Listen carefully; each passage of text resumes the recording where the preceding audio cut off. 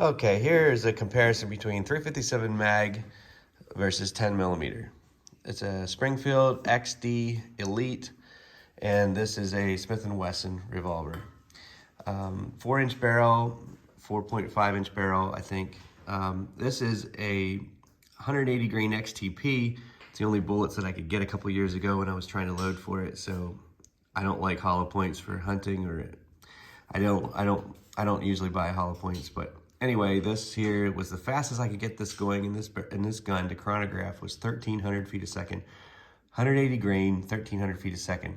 Longer barrel absolutely has potential for much more velocity.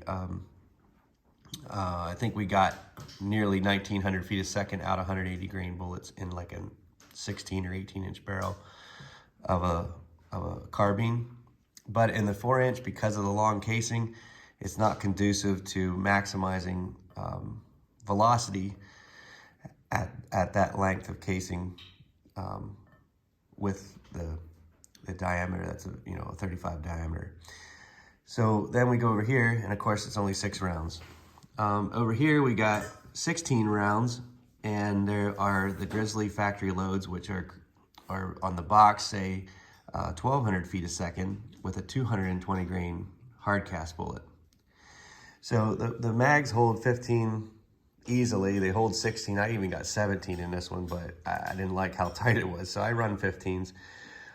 But you could have 15 plus 1, or you could have 16, and either one seems to work.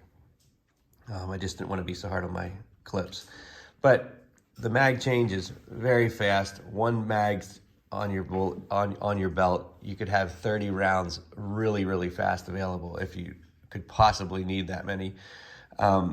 Typically, you don't have that much time to fire, and you're not going to probably use this many. One of the things I like about the extra amount of bullets is that you can waste some warning shots and still not jeopardize the amount of bullets that you have to defend yourself.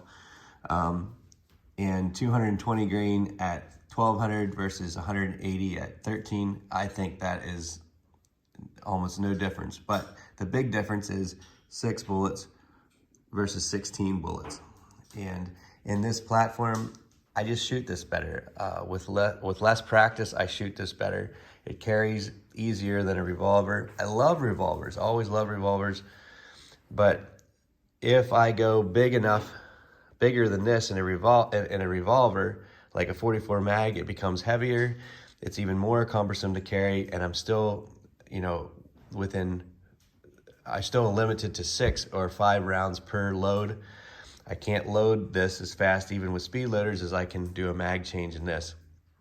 So I think there's a great case to be made for the 10 millimeter. The only problem is that probably 80% of the 10 millimeter factory loads out there that you buy are anemic, and they don't represent well the 10 millimeters capabilities, and they are basically right in line or even sometimes below the top end of the 40 Smith & Wesson factory loads out there. So I overlooked the 10 millimeter for many years because every time I looked at the ammo, it just was anemic. It didn't have any benefit over the 40 Smith & Wesson, but it actually has the potential. And with the wider shoulder from 35 caliber to 40 caliber, I think it's a noticeable increase, and I think it hits harder than the 357 out of a 4-inch revolver. Like I said, again, if you extend the length of the revolver or you put it into a carbine, I mean, that completely changes everything. So I love the 357, and I love the 44 mag. 454 Casull is even more powerful, but again, there's very few people that can shoot the 44 Casull as well as they could shoot this platform. And so for me, I have made the switch to 10 millimeter, and I'm looking forward to reloading and see if I can match these, or even maybe do a little bit better if I can once I start reloading.